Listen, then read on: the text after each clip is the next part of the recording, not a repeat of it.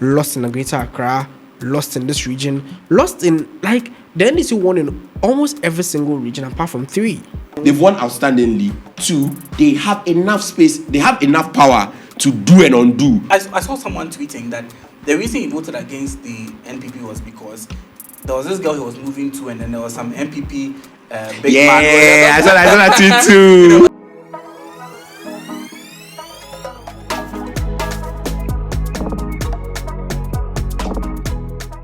A very good evening to you. Welcome to the Shaft Podcast, and my name is Raphael Arthur. I'm your host for today's show, and it's the Ghana This Week show. Obviously, we went on a 1-week break. That's because we've had elections happen, and it's been very interesting looking at the Ghanaian media landscape, the kind of conversations that have popped up right after elections have happened. And just as usual, today we are here to have a little bit of discussion on that. As usual, here with me is my astute panelist. That's in person of Frank Bannerman. Frank, how are you doing? I'm good. Just tired. Tired. The week has been a stressful one. Very stressful. Election brouhaha. Trying to keep up with everything. Yeah, there's actually a lot for us to discuss when it comes to like the election. We would break it down. The last time we had him here, he was Esquire Saki Sosi. He's still an Esquire, but this time he's the Esquire on the winning side of the pitch, and that's in person of Esquire Saki Sosi. He's a member, a proud member of the National Democratic Congress. Esquire, how are you doing? I'm good. And I've always been a proud member of the party, so. But he has won now, so he's proud. Yeah. Before we go to the conversation, how are you feeling? 2 weeks before, when we were recording, you were here to discuss policies, discuss the projections. You were here with George Sabon. and it was a very interesting conversation. And that's how time works. In 2 weeks' time, how are you feeling? If you reflect on that moment and now, how does it feel for you? I mean, for me, even during that conversation, it was quite clear for me that the NDC was going to win the election. But the reality check is the excitement of winning an election possibly, stays for just a few hours. After those hours, you begin to feel that burden, the responsibility of governing, because I have to be honest, it's quite easy being on the sidelines and complaining, but then governance is very serious business.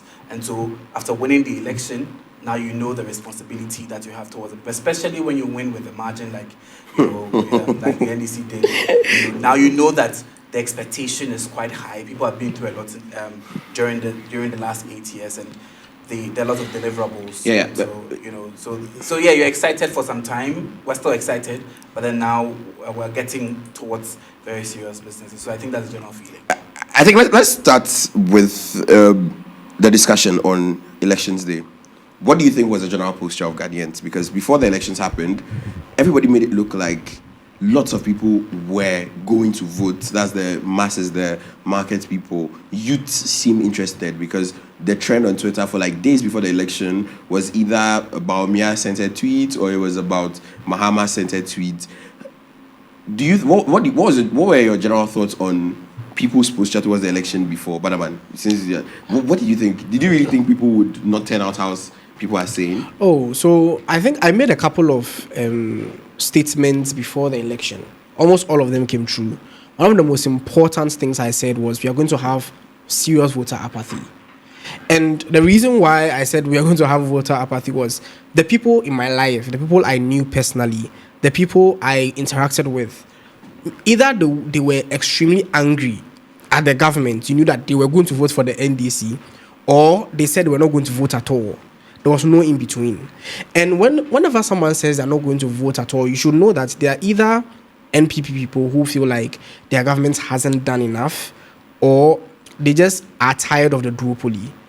And so the voter apathy thing, I called it, and the voter turnout was I think 63%, probably the lowest we've ever had in the Fourth Republic, right? So I did call out the voter apathy, and that's what played out. But you see, let me go to you see conversations that were happening ahead of the elections that the NPP was very, very, very strong about was that we gave them free SHS, and because we gave them free SHS, it should be enough for them to, especially when within the last 8 years, people who are voting now were beneficiaries of the free SHS. Lots of their projections were centered on that is where we'll get our votes from. Second thing was that, okay, they knew they would lose Accra. Like, there was a posture of Accra is not where we would fight for the votes from. Let's go to the Ashanti region. Let's go to the northern region. Let's go to other parts of Ghana. That's where we'll get our votes from. What do you think was the changing factor when it came to those analyses they made? Well, I mean, like I said the last time we're here, the central issue for this election was the economy. You know, and everybody had been talking about the economy, but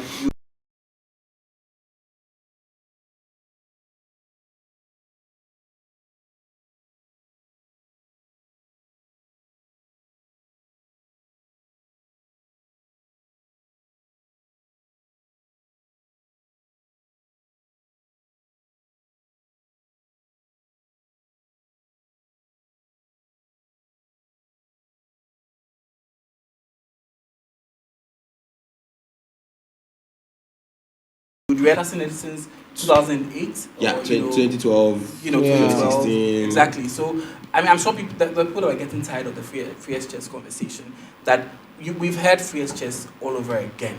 You know, can we now discuss the economy? Because now it looked like, you know, free chess was that, like I said the last time, like a shield that this government was using to run away from the very important issues relating to the economy. And free chess is a very, very good policy. I mean, don't get me wrong. But there were people that were saying, look, the economy is bad for me. Can you tell me something about the economy?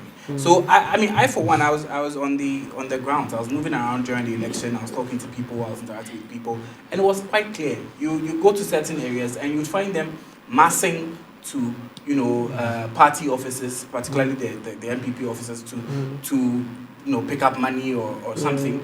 And then once they come out of the office, you realize that the discussion they're having is quite different. You know, people just did those things because they knew they could just make some money, but then they were quite clear on what they were voting. Basically, so I think fanfooling. Yeah, the fanfooling thing. So I think this election, the focal point was quite clear. It was about the economy.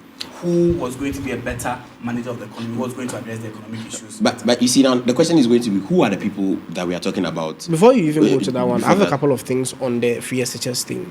And I think we realized this more after the elections. Two things. One, the fact that, you see, there was active, and we discussed this the last time we were here, there was active campaigning by the NPP targeting everyone else to say that, vote against the NDC, they come to scrap the free SHS. And the NDC made it very clear that they were not coming to scrap the free SHS. So I don't even get why that was selling in the first place as a campaign ad. Because it was very clear the NDC said they were not coming to scrap it. So whether it's true or not, it's another, whether they will do it or they won't do it, it's another conversation. But I feel like it's politically suicidal for them to say they'll scrap it. Exactly. So that's my point is, so then, like, how is that ad a potent ad to an extent where the people that you are using that ad against are saying that we are not going to scrap it? That's the first thing. Second thing is that I feel like, and this is a very important conversation that happened online, the NPP's posture towards the criticism of the implementation of the free SHS was very bad. So I remember the conversation on Twitter when someone was saying, drop the prospectus and the things they needed to buy when they were going to school, like 2 belts, pajamas, and even to the extent where the food they eat, like sausages. Like, you have people saying that, sausages is a luxury. Bro, people are saying that they are not giving them good food, or the quality of the food is reduced. And then you have responses like, well, sausages is a luxury. I feel like that response was really bad. I get what Badaman is saying, but from where I was sitting, I couldn't really see people putting free SHS on trial. Well, I didn't see people even trying to make an assessment of whether or not it worked. People were just saying, free SHS is great, tell us something else. And I think the reason I side with Susie on that also is because I think if you look at the overarching issues for most of the youth, it had to do with posturing. In the last 4 years especially. We've had protests about galamseys, we've had issues of corruption, allegations, back to back. Every week there's always a trending topic about things that are happening. Two things either happen. Either there's a diversion happening somewhere. Sorry, no offense. What's this lady called? The one that I went to UCC that is always trending. Abna Coco randomly does something when there's a big issue happening. Or, sorry I have to do that, it's your school, I know. Or something randomly pops up somewhere again that diverts the conversation. At the point where the conversation too is directly at their face, it's either these two responses. Well, we saw in DC in 2016, there was this case, they decided to run it away, or, it's not true.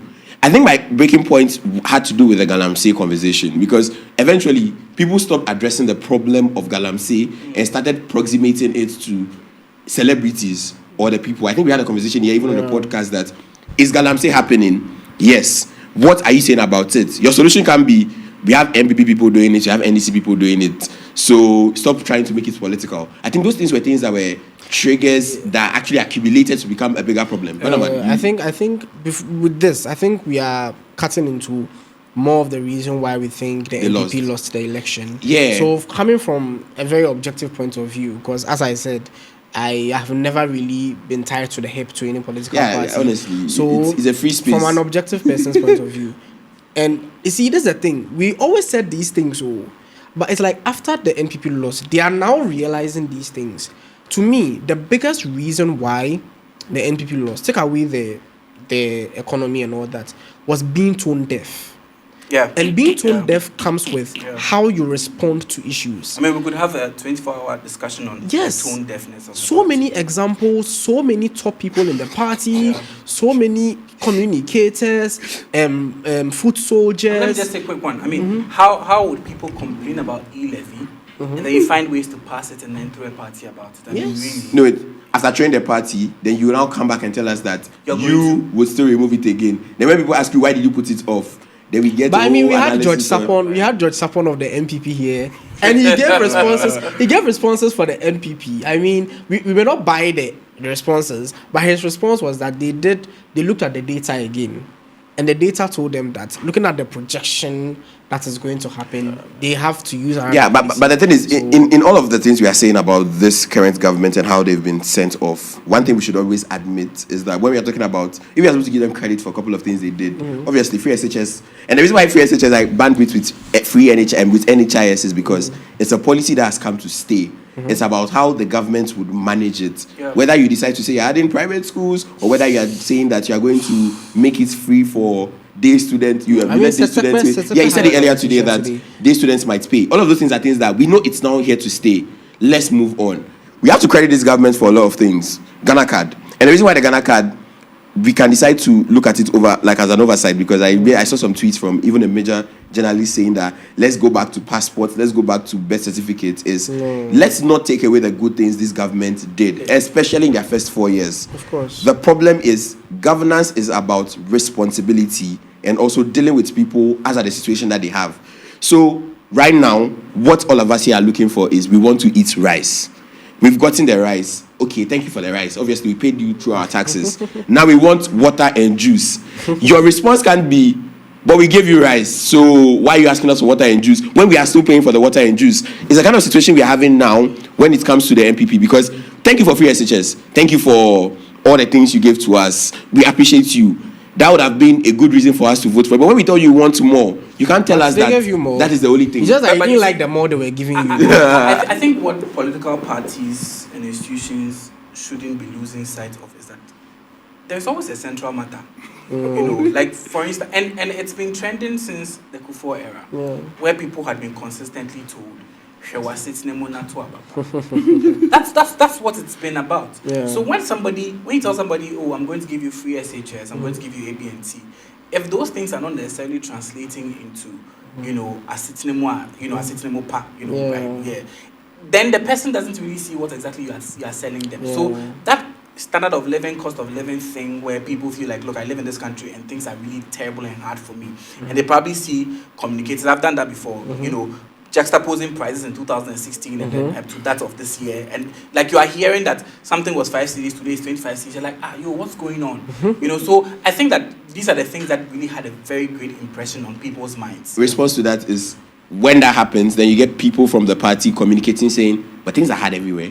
Exactly. And things are not hard for me. And somebody's like, but people still get money to buy data, and you're complaining about data prices. Two things. That one of the first issues is that, like, what the responses they give to some of these conversations is that things progressively get more expensive.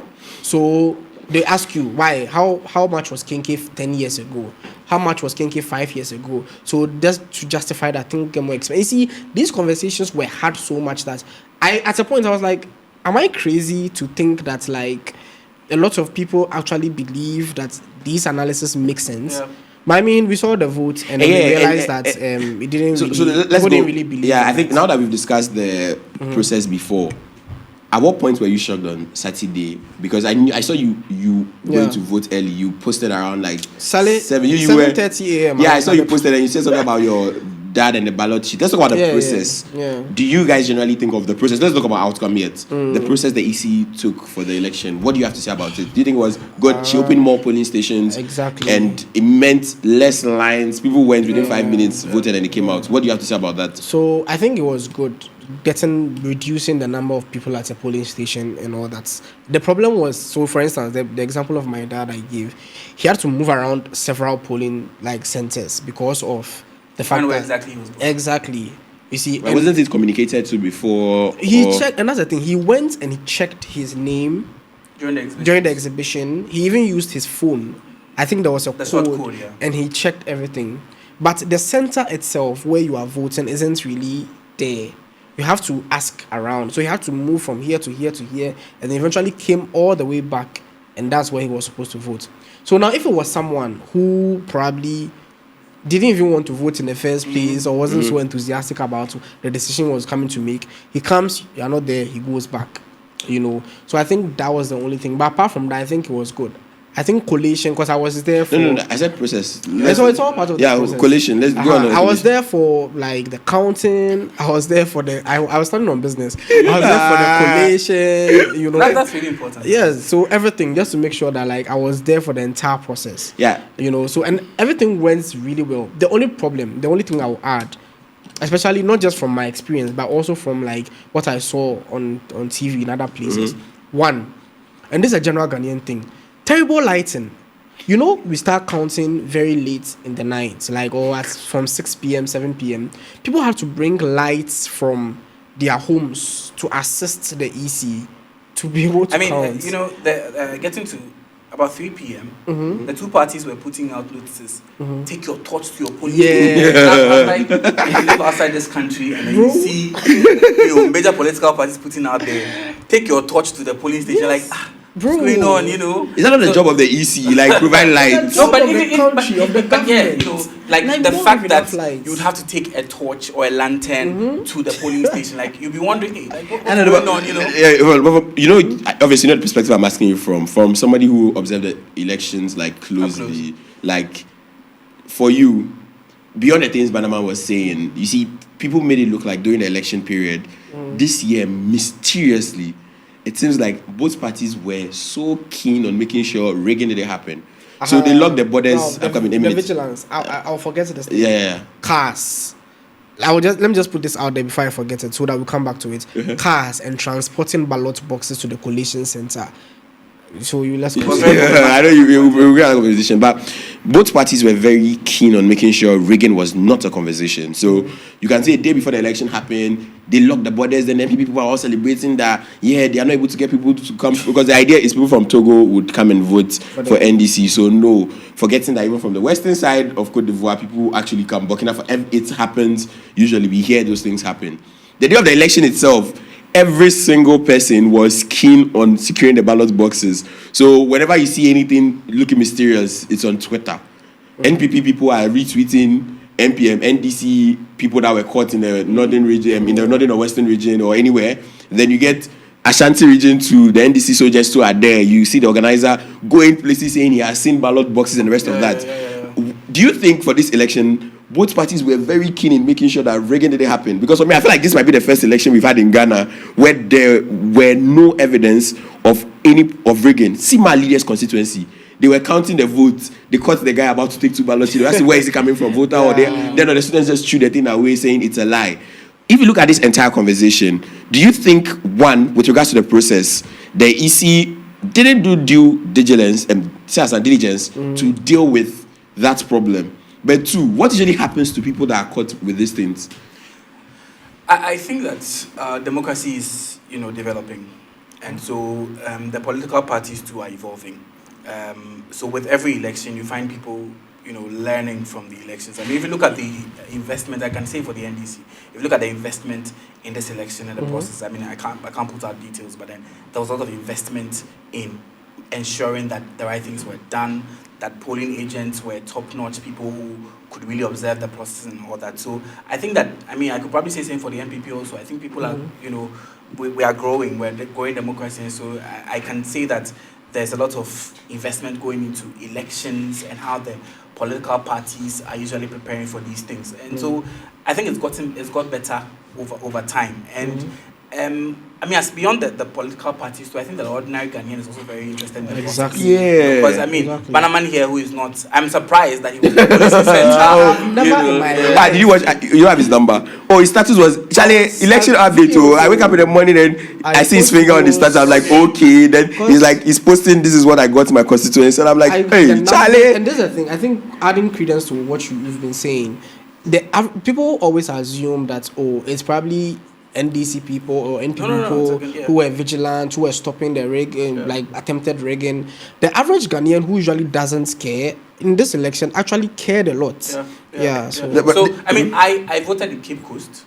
So Cape Coast North is my constituency. So early in the morning I voted, and then I moved straight to another constituency I have an interest in, Nasen North, which is quite a distance from Cape Coast, about 2.5 hours away. Wow. And then when I got there, you know, I was helping monitoring the election and all that. So I was speaking to people and all that. You could see, I mean, Nasen North was where the by-election happened, where the member of parliament had issues, you know, with censorship and all that. Yeah. So there it was quite clear.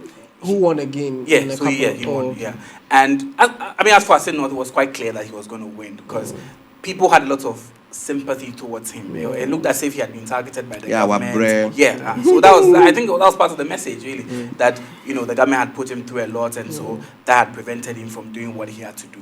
But what I was also observing was, you know, how people were very interested in the process. I mean, as at 5 p.m. at the close of polls, you saw people gathering at the various polling stations and then, you know, actively participating in the counting. I remember when I was like, hey, can I do this job of counting? Because, like, the guy makes a simple mistake and then everybody's screaming, you know, and then it starts raining and then people are standing in the rain, you know. You could see that there was high interest in this election. And for me, in this election, voting and not voting all had a kind of messaging in this particular election. Those who decided, and I saw a lot of it, I was trying to counter those arguments by saying, look, if you do not vote, somebody will go and vote on your behalf.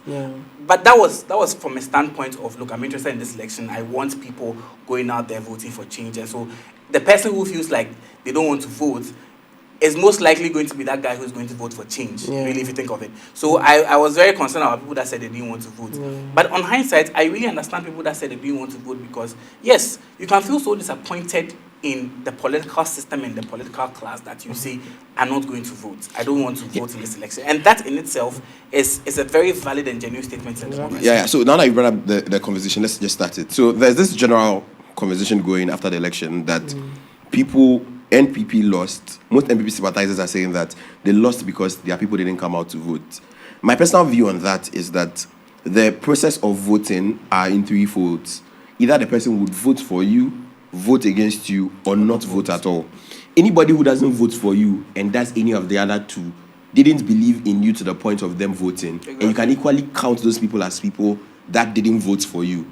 So it's weird that they are looking at the Ashanti region and like, 4 years ago, we had this number from there. If people were not watching the United, which match was happening that day? There was a big match. I think Arsenal United, or there was a big match happening. People were not willing to go and vote because of that. Was that match? Yes, and do you know why? Do you know why it's problematic? What year was this? No, this election happened on Saturday. There was a big match that day. I even went to watch the match. Like, it was back in the afternoon. My problem with that logic is that voting happened all the way from 8 a.m. to 4 p.m. Anybody who would want to vote for you or was so convinced that they would vote for you had 8 to 4 to vote for you. Even in the halftime of the match, the 15 minutes, any serious person could have easily gone to vote and come back to vote. So if it's about looking for excuses as to why the votes don't happen. I'm adding to an excuse. I know you saw that guy. It was like 70 to 80% of Ashantis are SDA. And SDAs didn't. Oh yeah. Oh no. He's being petty. Because I saw that tweet and the reason I laughed, I think my quote on that tweet was, so you mean that for every 5 Ashanti people we see, chances are 4 of them are SDAs? And he was like, yes, it is true. And I'm like, these are the people we walk around with. And on his tweet he wrote statistician, then graduate. And so I mean, It's all about creating a narrative. Okay. So, a party that has lost an election, especially, there are political parties, but political parties are made up of caucuses. So, the image or the narrative of a political party depends on the most dominant caucus in the party. In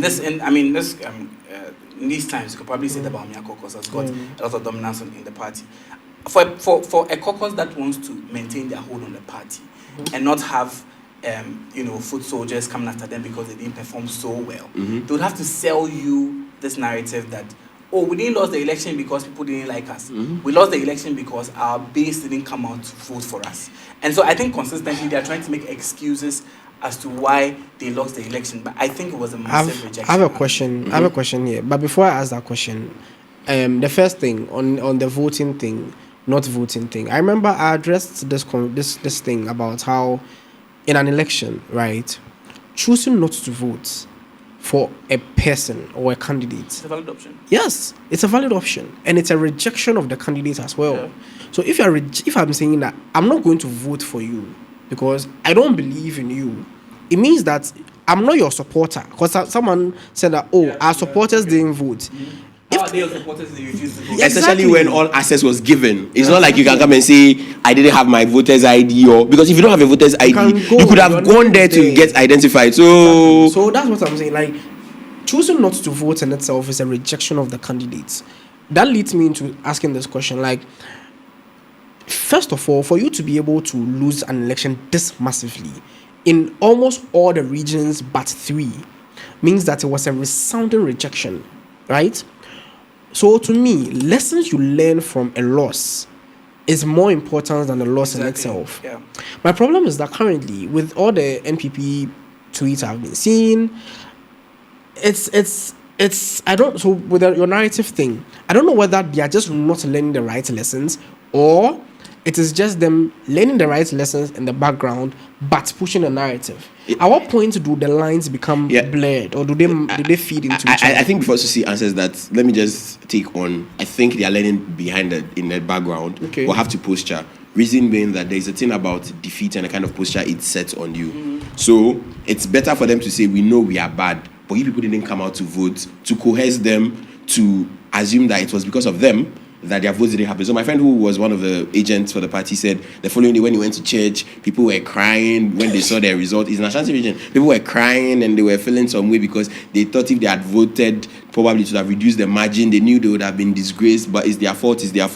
Funny enough, those narratives are selling to people who decided, because there are people who would never vote for NDC for no condition, but prefer not to vote. Ralph, now, you see now.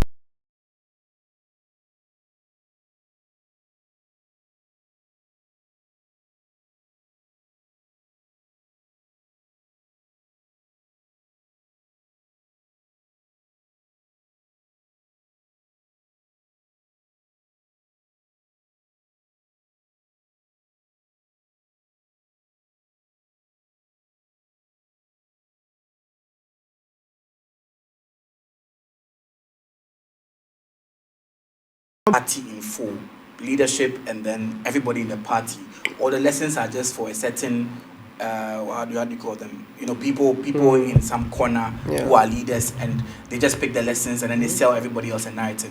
I think it's quite problematic if you pick the lessons as leadership and then you sell a certain narrative to the people, because there are people that go to the election, go to the ballot to vote, not just based on what the leadership is doing, but there are people. I saw someone tweeting that the reason he voted against the NPP was because there was this girl he was moving to, and then there was some NPP big man. I saw that tweet too. That's supposed to be a big man.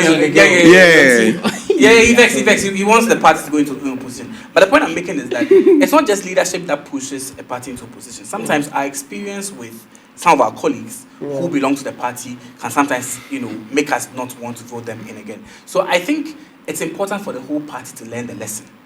than for some people to think, oh, they have the lessons and then they are selling a Put a certain narrative to narrative. other. Because I think so far the assessment and analysis has become numbers heavy. Exactly. It's quantitative. Yes. Like you're just looking at 1.6 million did A, B, and C. It is never and no, Yeah, so there are maybe you didn't do individual well, human beings the that are economy- failing. Yeah, they are so, failing to appreciate yeah. reasons they voted in which direction and whether or not they shifted from one side to another. I think that's very important. So I saw a tweet like 5 million people voted for Mahama in 2020. Yeah. 5 million people voted for Mahama in What was the proof they're the 2024. same people? And the 2 million people that didn't vote for NPP didn't vote because Ralph, I need to they were watching a match. Our voters didn't come Out to vote for us. I think the thing about the numbers game is that the kind of voodoo statistics I'm hearing, right, it is ridiculous. Yeah. And this is why, one, the assumption that there are 6 million people sitting at home waiting to come and vote for the NPP and decide not to vote for the NPP. That's my first problem. Two, the assumption that over the past 4 years, the numbers in the electoral hasn't changed. People haven't died. People haven't changed their minds. yeah. People are like, I think there are so many People prioritize assumptions. PSHS so much that they wouldn't vote for any other There reason. actually, and as he said about there are various reasons why people vote. It means that there could be someone who even voted for Mahama last changed. year Exactly. who changed Exactly. because probably they like digitalization. Exactly, or their family benefited from free SHS. Exactly. So I think the numbers game, if they want to go on the numbers path, fine, good for them. But as someone who actually believed in the NPP, like at certain points in my life, because I feel like it's a very attractive brand and the kind of ideas they sell are really great. If you want to focus your entire lessons on numbers and not focus on actually maybe they voted us out because we didn't manage the economy well. Exactly. Or maybe our posture towards the people wasn't that great. No, like if you don't want to learn those lessons and you want to say numbers, good for you. Yeah, but now that we're done discussing this, I want us to discuss something that also came to my mind. That is, did we quantify this loss to be huge?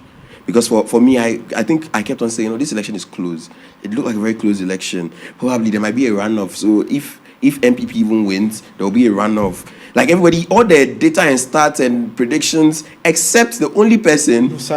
Exactly. Everybody else was, even my friend Adam, who works with GH1, was like, 48, 49. So everybody was like, so in my head, I was like, there's a runoff happening. In my head, I kept on tweeting, God, let the person that will win just win the parliament and let us know we are done. Yeah.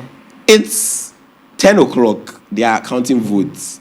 It's 1 a.m. And this is a funny scenario that happened with Wontumi TV. So it was 2-3. And the day was the election. I just kept on scrambling from station to station to get information. Wontumi TV, around 3-4 o'clock, the guy came on TV and was like, around 12, there's something about demeanor and posture. Because when the NPP speaker, Dennis, came to speak and was like, we are winning. There is the we are winning and we are winning. I think Sabi JV pointed it out. There was this we are winning, but there's the losing aura and composure. Around 3, the presenter at Wontumi was like, nobody should watch any other TV station again except Wontumi TV because they are the only credible people. Wow. They should all relax. They said all that. Oh, relax. They should all relax that they are if you watch it and you have any heart attack or anything, it is your problem. But they are supposed to give them assurance that everything is under control. At that time, other people had already projected saying that, wow, they are shocked and the rest of that. Around 4 o'clock, we were watching a Mission Impossible 5. And they didn't come back again to come and discuss it till morning. Yeah. My question is,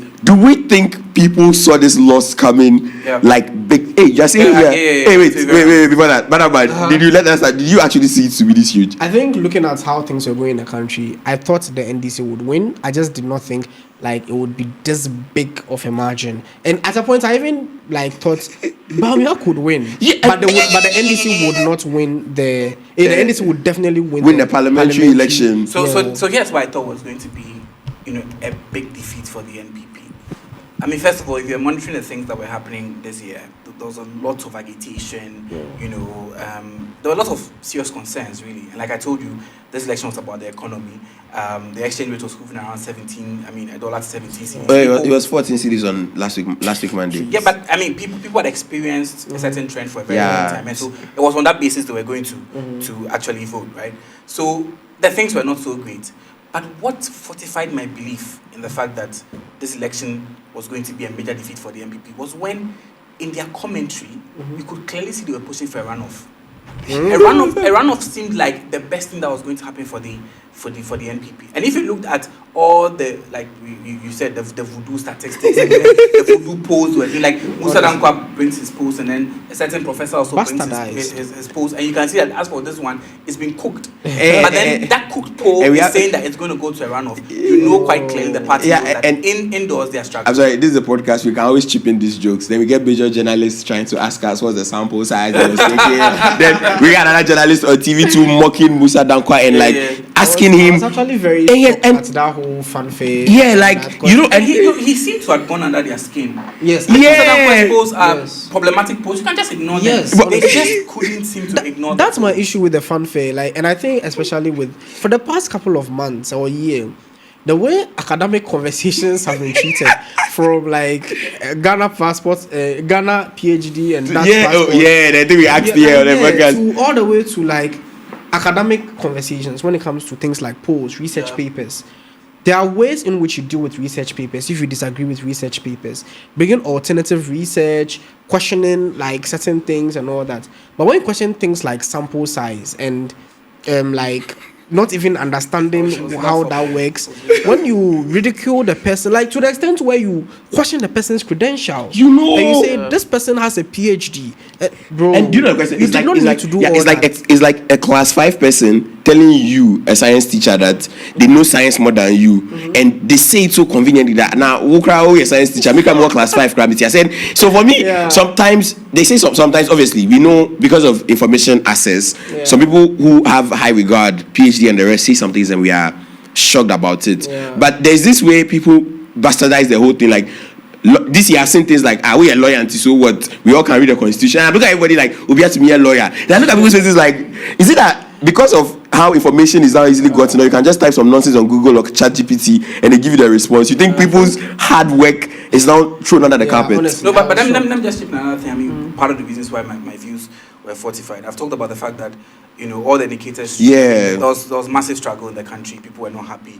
Also, you could see right from the communication of the ruling party that, look, they knew there was a major defeat coming. And so they wanted to tune the narrative for everybody to believe that the election was going to go to a runoff. Now, what they set out to do was make people believe that it was a closely contested election.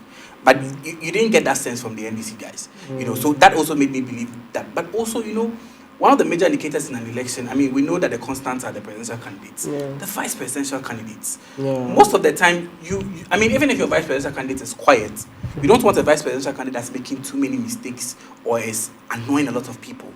Matthew Opoku Prempeh's first speech as running mate quickly goes after Kwame Nkrumah. Like, it's really a no-go area in our politics. Like, you may be on the left or on the right in this country, but of course, like, Kwame Nkrumah is like, you know, that unifying figure. Yeah, and then you have somebody go straight after him like that. To chip it in is that the only person who has tried going after him has never been explicit. Rather, just says, let's cancel a holiday out of the day he was born and let's change the name to Founders Day. But never goes out to explicitly say, this is why I'm doing it. And the thing our vice president I want to counter you on is, once again, I think on both sides of the house, both NDC and NPP, NDC for me felt like the vice president just laid low, did her campaign to who she wanted to campaign to, and spoke less. Reason she did was because if you take us back to 2016, she was well known for that comment she made about the chalk incident that happened. That only comment she made has been used to label her when she was Minister of Education, that when they were asking about chalk and it became more like, can the school get the chalks themselves? It trended back then, and even when she was the only chalk issue I remember was the second lady. No. It wasn't a second lady. There was an incident with a second lady. But with her, so when she was education minister, there was that kind of conversation that happened. And so for her, I felt like this election, she was a lot under. She was campaigning, but she said a lot less and was more of a figure. I can tell you that for the running mate of the NDC, it was a targeted campaign. It was, you know, her targets were clearly set out for her. The demographics she was supposed to appeal to, the places she was supposed to go to, I think everything was carefully curated, you know, and the results bear us out. We've won the election. No. That's the funny thing, but now it's just being retrospective because I thought for him, I and Banaman had a whole conversation about the two running mates because for me, we defended him to a point. And there was a point I defended him here saying that don't judge him by his personality, judge him by his works, because even the best of people that present themselves could easily be the worst when they get to power. He's result oriented. But the week I defend him, the following week he says something, then Andrews comes and everybody's like, you were saying. So for me, and the thing is, and the comment you even get on his tweet after he posted is, you can realize people had a lot to say about him.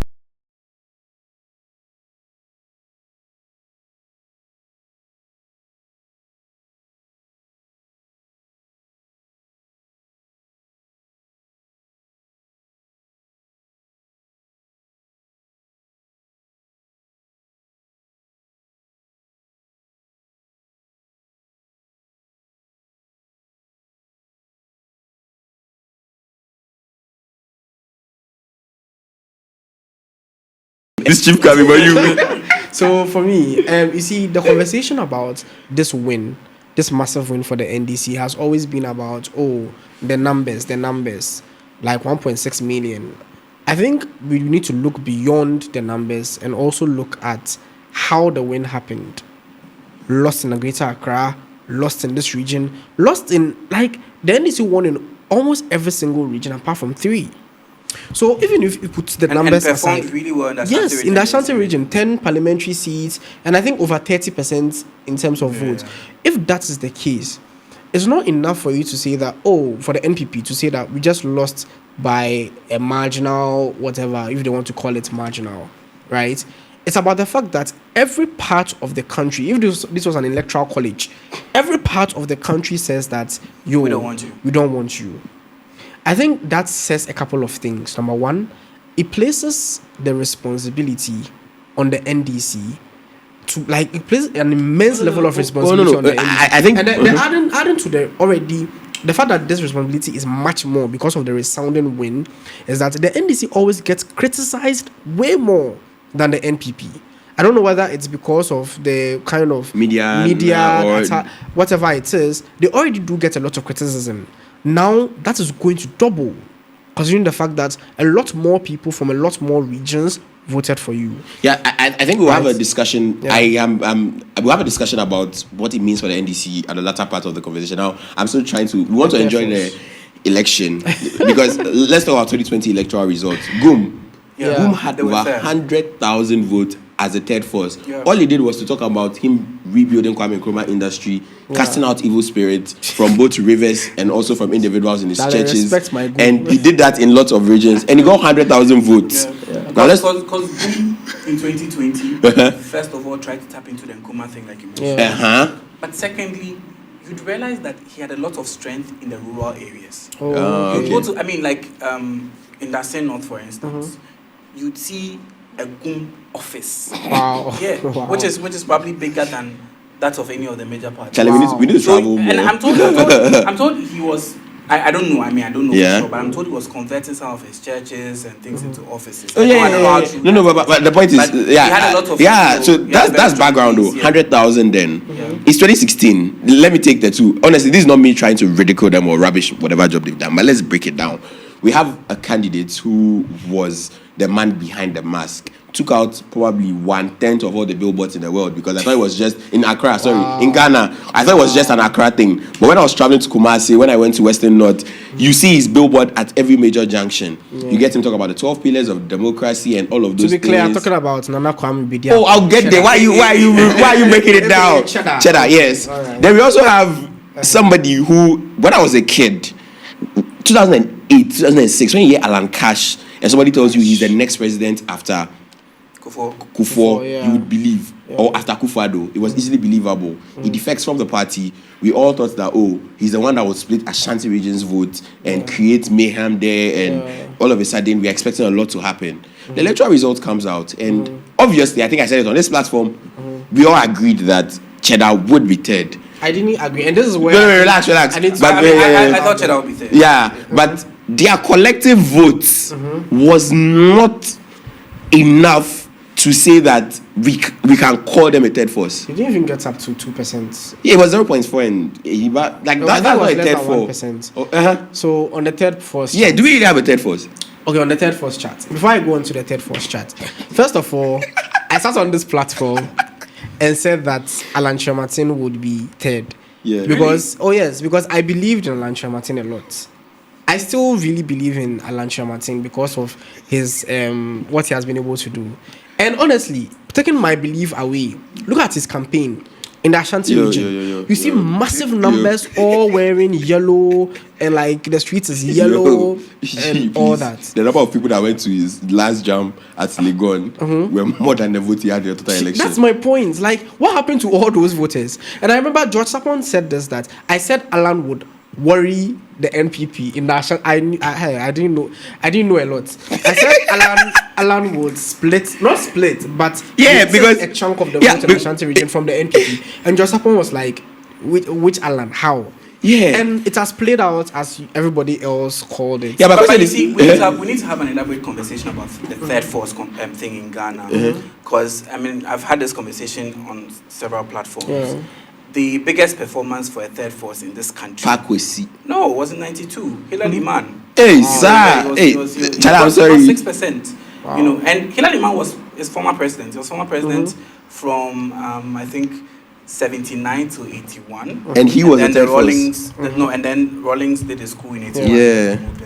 And then in '92, when the constitution allowed for multi-party democracy, you had Rawlings running with Aka, and then you had Edu Boahin also contesting for the NPP, and then there was Hilary Man. He got 6%. And I think there was probably a lot for everybody to learn from that election. First of all, he was running the ticket of the PNC. The PNC was even picking up seats in the north at the time, right? And this was a party that had a lot of structures, you know. So it was quite a widespread party. It was virtually like a Northern People's Party of some sort.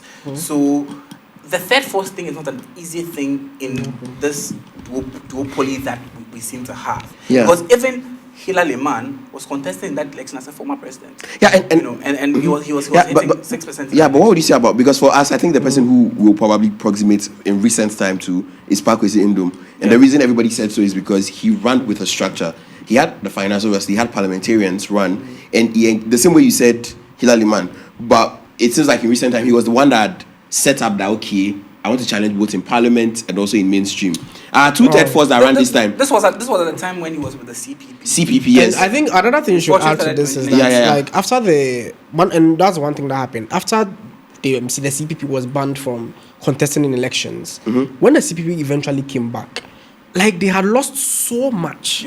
So many people couldn't like go back to the CPP. So the nature of like party politics, especially I mean, you know, the CPP thing, beyond being banned and having their assets seized and all of that, you also had a situation where lots of them were now trying to find their ways into the other parties. Exactly. Mind you, say someone like Freddie Blay used to be a member of the CPP, you know, but now former chairman of the NPP. You also had a lot of the people who were in the CPP back then. In '92, they formed a party called was it Convention Party or something, you know, and so they entered into an alliance with Rawlings. So the CPP has existed in some way or form, but it had a situation where it was tough to come all out. Yes, and I think one thing I need to talk about why it's difficult for any person, whether it be it's an independent candidate or someone who forms a party, to be able to break the duopoly, is that the nature of politics in Ghana is that it works with a lot of structures. So, and the structures don't just appeal to people; you appeal to heads of communities. Religious bodies. Yes. Like the reason why Mahama and Baumia were moving around from one chief to another chief, to church, from one church to another mosque, church, it's not because like they just wanted to do it. These structures, these spheres and pools of influence trickle down to how people believe, what they believe, and how they vote. Before you enter a constituency to campaign, you need an advance team. Yes. So your advance team goes before you to meet the chiefs and tell them, Charlie, the guy is coming. Exactly. You know, on election day. Do you do some sorting? Well, I don't know. You may have to. But even on election day, I kind of experienced how elaborate, you know, these structures actually are. Parties have got directors of elections. They've got executives. I mean, party chairman. Everybody is on the ground. Very decentralized. What kind of structure has, say, an independent candidate got, or you know, a party that is now coming up? What kind of structure? Don't say what kind of structure? I feel like I think structure is a very important. My problem again is for anybody who wants to be a third force, there has to be realistic dreams you have to attain. And the reason why I sort of have problems with the current third force is none of them are passing through a process. So I like it when A+ has a salt party. Is where he is, go more central. He's winning there. If he does well, he could maintain that seat because that's what he's doing. Cheddar had the capacity, and I still say it on any ground. Cheddar had the capacity to win more than 8 different places that were swinging to either NPP or NDC if he invested. Though it's me, I could be wrong. He had the capacity to run good campaign. If the kind of money he used from the buses to all those things he did on the general news, even he himself, if he had taken a constituency and said, I want to run, even if he didn't win, there's supposed to be like a goal as to where we are planned to get to. But there's this theory of the best way to get it to is to just do a third force and go. But Peter Obi of Nigeria, for example, he was with the PDP for a long time. He was a governor. From there, he was even like one of their biggest guys. Then he was running mate to Atiku. Running mate, then he pulled off. Then when I think he was even eyeing the flag bearership, and then when he realized he had not then when he pulled off, after pulling off, look at the number of people he was able to get then to vote for him. So my point is, if you want to be a realistic third force, you have to pass through a process. It is not a boom, abracadabra, then you are going to win the presidency. You see, even when you are a third force, even like with Peter Obi, as big as Peter Obi was, because he was big, for you to be able to gain ground in the communities, there needs to be a renegotiation of these structures. When you make reference to Peter Obi, can we put Alan and Peter Obi on the same scale? We can. Oh yes, we can't put Alan and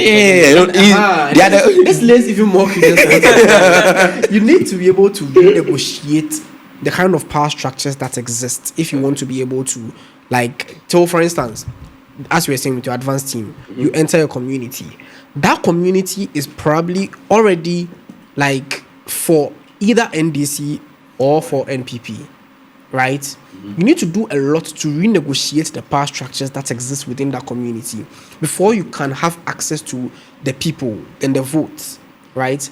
I don't see how, for Alan, for instance, was able to do that. And for you to be able to do that, 1, you need a lot of time. 2, you need a lot of resources. And 3, you need the personality that comes along with it. So you can have the personality, but if you don't have the resources and the time to be able to garner that renegotiation, nothing is happening. No, but I really think a candidate like Alan, you know, Alan's a very smart guy.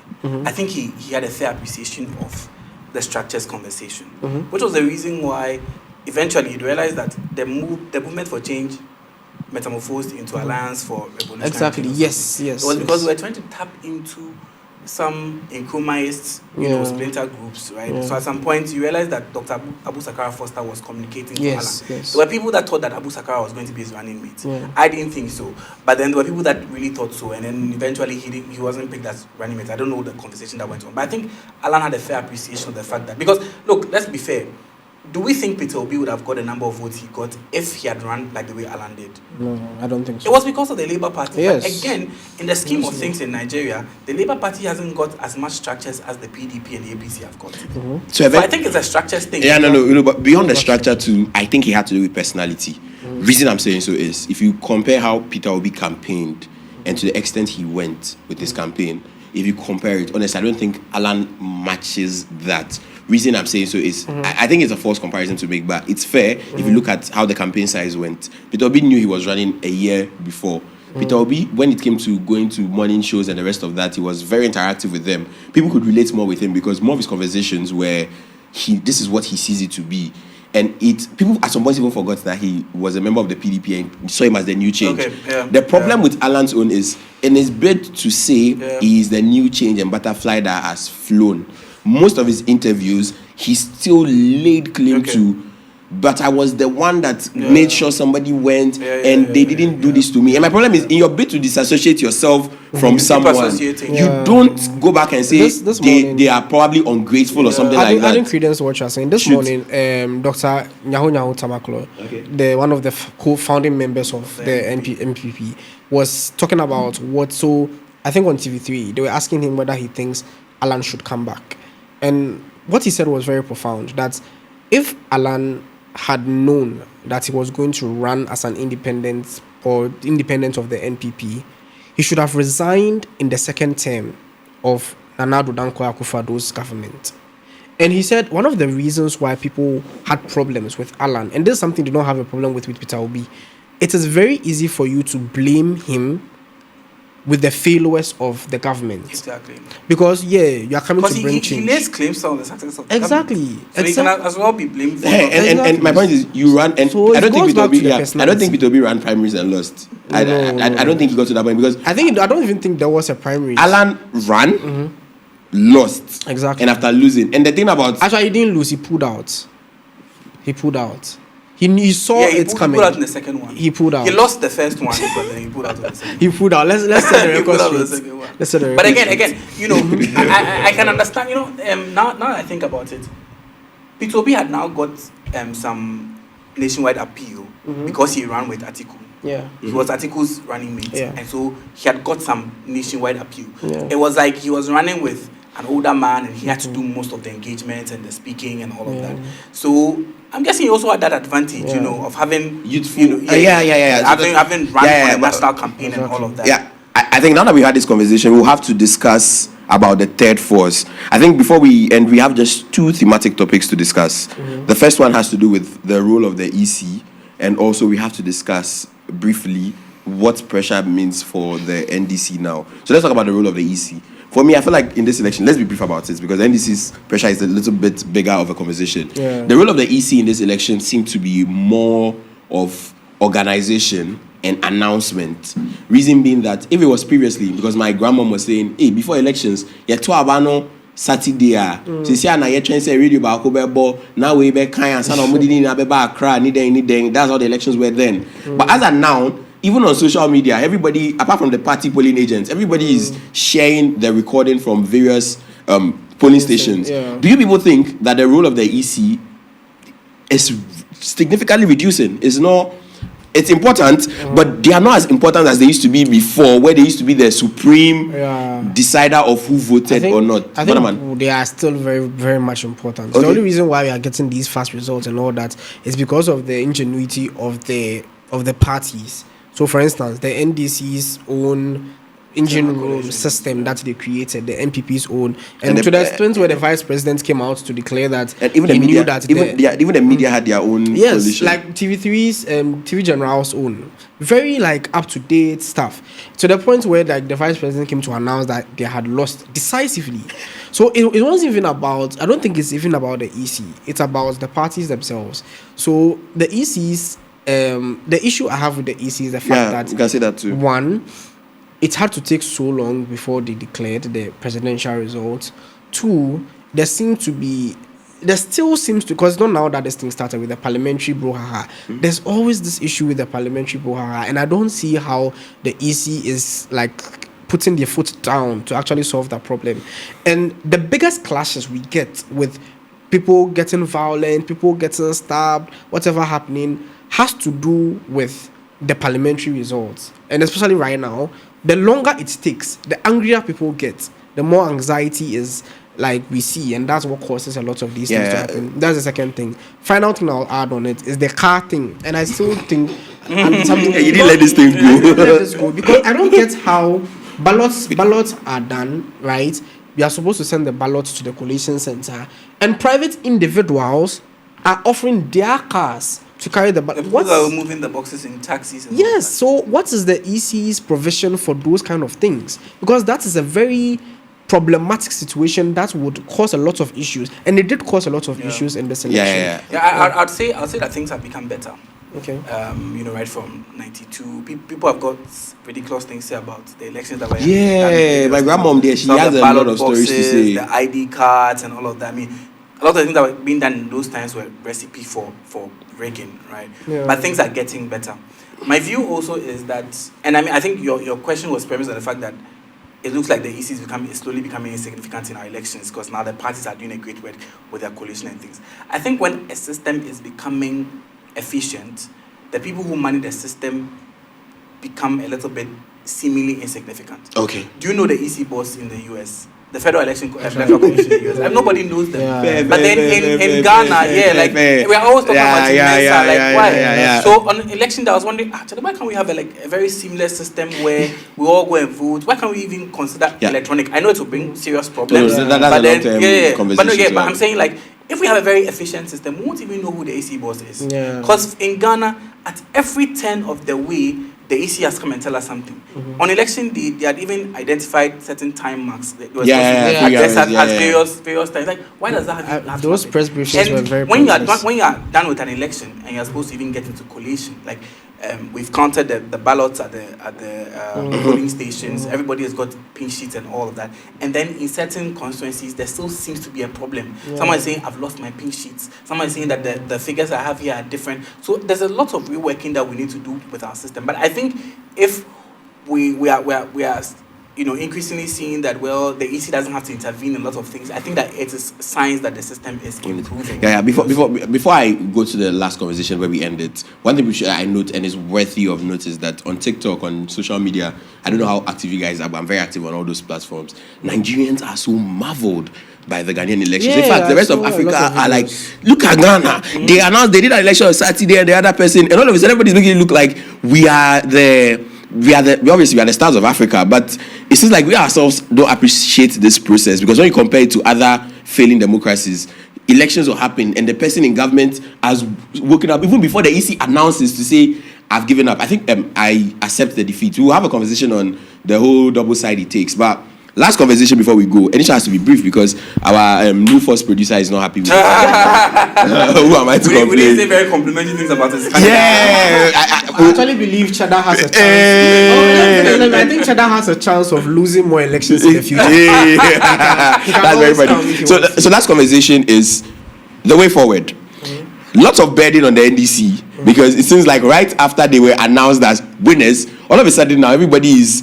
Even when Doomsaw is happening now. See, guys, I'm sorry, I forgot we had a podcast, but Doomsaw is happening now. Yesterday I slept in lights going off the entire period. Even part of yes, and guess who is in power? It's the NPP. But now everybody is saying that Mahama. As soon as Mahama won, Doomsaw has come back again. Now all of a sudden, people said on the January 7th, after they'll go on a protest to talk about Galamsey and all of those things. For me, again, my position on it briefly, I think it's good pressure on the government. Why? They've won outstandingly. Two, they've got the incoming government. For the incoming government, sorry. They've won outstandingly. Two, they have enough space, they have enough power to do and undo. We can discuss the power, I think next week is something we could discuss. Because now it means when they go to parliament and say we want to enact 50 laws on the go, and NDC can literally sit down and say, if you like work out, if you like don't work out, yeah or no. Somebody said they will say Eyezu in parliament now instead of yeah or no. So, and the reason I also respect that burden is because he was president before. He's been voted out. He's run twice, meaning the expectations of him are higher. You've handled, mismanaged, managed, convinced, unconvinced people to come here. So for me, as a means of accountability, I think this pressure is good. I don't know what you guys think, but briefly. Banaman. First of all, I totally disagree. Fair enough. And this is why I disagree. The reason why I think the pressure happening is not good is that the pressure doesn't come from good faith. That pressure, usually, and the conversations I see on Twitter usually, those conversations are very hypocritical conversations. People who didn't care about Galamsey, who did not talk about Galamsey, who did not protest on Galamsey, all of a sudden want to go on a protest about Galamsey to a president that hasn't been sworn in. Hypocrites. No, right? They said they are waiting till after he's sworn in. Yes, it's good. Hypocrites. Second thing, the Doomsaw issue. We are all in this country. Like a year before, what's it called? Mahama left bring our timetable. Yeah, we're told that it's now Doomsday. Yes, there are lights out happening right now. And the thing is, Mahama solved Doomsaw before he left. But we still blame him for Doomsaw. Right? So my own is that when these conversations pop up, it may seem like a joke. Oh, they are applying pressure to the government. I just feel it's criticism that is not in good faith.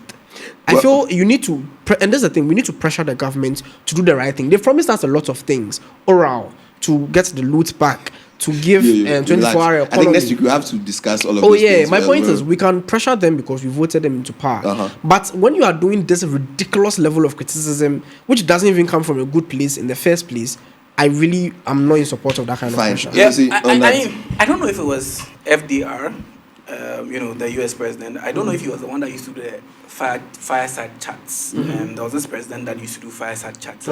He would regularly have a TV program where he's running you through everything that's happening in the country, because I think it is looking increasingly necessary right now. Yes, it is. People need to be taken through, and one of the things that John Mahama has talked about, that's going to happen in the first 120 days is that national economic dialogue. Yeah. We need to know where the country is right now and where it is going, Exactly. what the aspirations are. Exactly. But on the issue of whether or not there is pressure, I think the conversations are happening in silos because there are two sides to it. Okay. First, yes, there is pressure.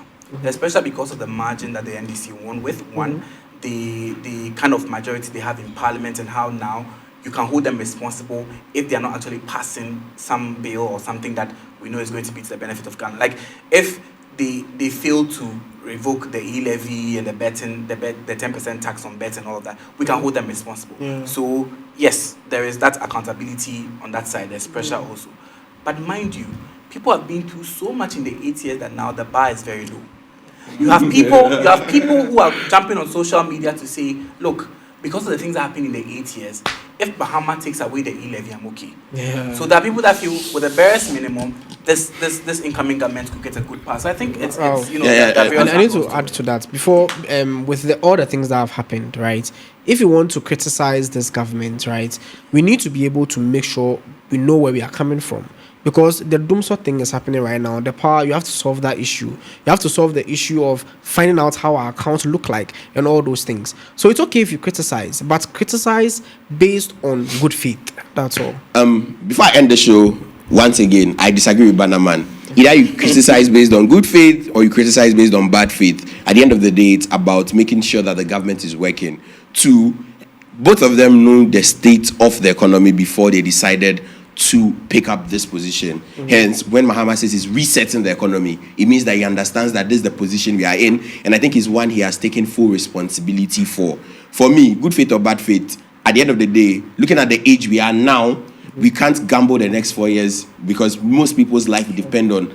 In fact, Ghanaians care about what the next 4 years would be because he has a long-term effect on us. Yeah. To be fair, this has been one of the... I think I missed the podcast. 2 weeks off has been fun, and it's good to have Esquire Sosi here again. He says from here he's going to chill us. He said he's going to chill us from here. He's coming to the power now, yeah. And I think we need to see more of him, especially with the majority in parliament of the NDC. Right now, they are going to help us out a lot with the NDC. Yeah, and guys, subscribe to the Shaft podcast on both... TikTok, Instagram, follow us on YouTube, Spotify, and Apple. Special thanks to Jandu Space. It's a very nice space if you want to have your podcast, if you want to record. They have a very nice restaurant behind where you can also have like good food, live band music on Friday. And my name remains Raphael Arthur, your host for Ghana This Week. Next week, we're hoping to have Zoe here in the studio. It's been a while since we saw her around. She should tell us what she feels having a first female vice president in like the Fourth Republic. My name remains Raphael, and see you next week. Thank you.